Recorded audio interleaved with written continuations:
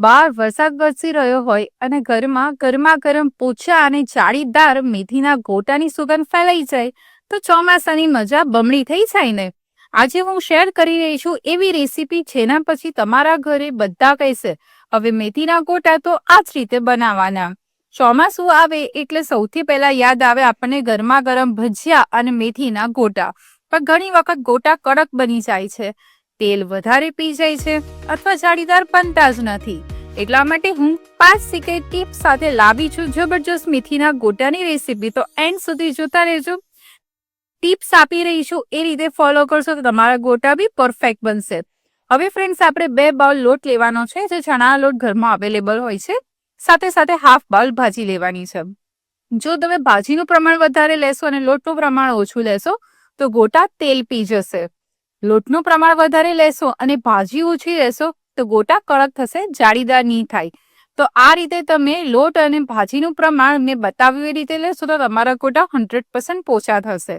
હવે જ્યારે બી આપણે ગોટા બનાવતા હોય ત્યારે લોટને પહેલા એક વખત ચાળી લેવાનો. ચાળી લેવાથી એમાં એક એર સર્ક્યુલેશન થાય છે, જેના કારણે ચણાનો લોટ થોડો હલકો થઈ અને પોચો થાય છે. હવે એમાં આપણે મીઠું અને ખાંડ એડ કરી દેવાની છે. સાથે સાથે અડધી ચમચી જેટલો અજમો એડ કરવાનો, 5 ચમચી જેટલી હિંગ એડ કરી, થોડું પાણી એડ કરી અને મિક્સ કરવાનું છે. અત્યારે બહુ પાણી એડ નહીં કરી દેવાનું. જો બહુ પાણી સાથે એડ કરશો તો લમ્પ્સ રહેશે, એક ફ્લુઅન્ટ બેટર નહીં બને. હવે આ બેટર આપણું રેડી થઈ ગયું છે. એને 10 મિનિટ આપણે રેસ્ટ આપીશું, જેથી ચણાનો લોટ થોડો ફૂલી જશે. હવે આપણે એક અધકચરો મસાલો બનાવવાનો છે. એમાં 1 ચમચી મરી અને 1 ચમચી ધાણા એડ કરી અને અધકચરો મસાલો બનાવી અને એડ કરી દેવાનો. 2 ચમચી લીલા તીખા સમારેલા મરચાં એડ કરવાના છે. સાથે સાથે હાફ બાઉલ મેથી એડ કરવાની. હવે બેટરને સરસ મિક્સ કરી દેવાનું.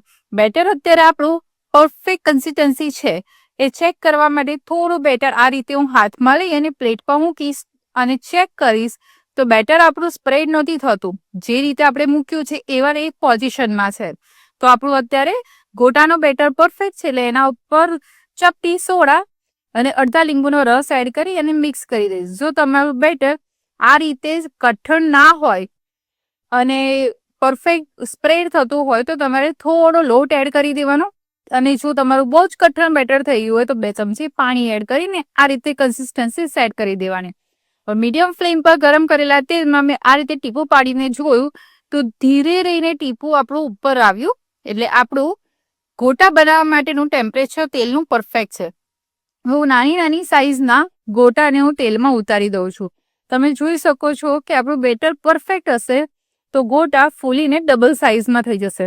તમે જે નાની સાઈઝમાં ગોટા મૂક્યા હશે એની જગ્યાએ તેલમાં બમણા થઈ જશે અને એ આપોઆપ જ સરસ મજાના ફરી અને તળાઈ જશે. તો તમે જોઈ શકો છો કે કેટલા સરસ મજાના ફૂલેલા જાળીદાર ગોટા રેડી થઈ ગયા છે.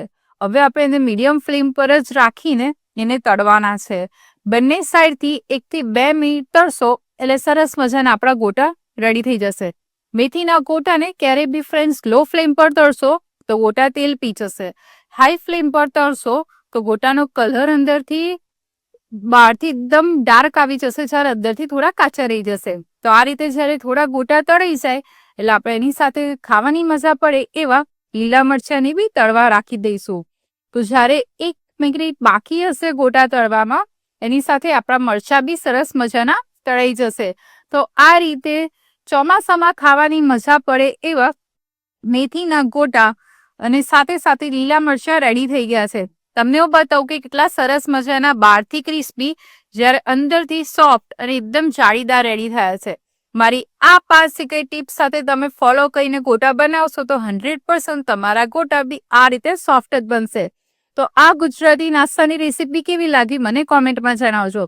આવી બીજી ગુજરાતી નાસ્તાની રેસીપી કઈ જોવી છે એ મને બી કોમેન્ટમાં જણાવજો, જેથી હું તમારી સાથે આ રીતે સિક્રેટ ટિપ્સ સાથે સરસ મજાની ગુજરાતી રેસીપી શેર કરી શકું, જેથી મારા જેવી મજેદાર રેસીપી તમારા ઘરે બી બને. તો મને કોમેન્ટમાં જરૂરથી જણાવજો અને આ રેસીપી કેવી લાગી એ કોમેન્ટમાં તો જણાવવાનું ભૂલતા જ નહીં. ચેનલને સબસ્ક્રાઇબ કરી દેજો અને બેલ બટનને પ્રેસ કરી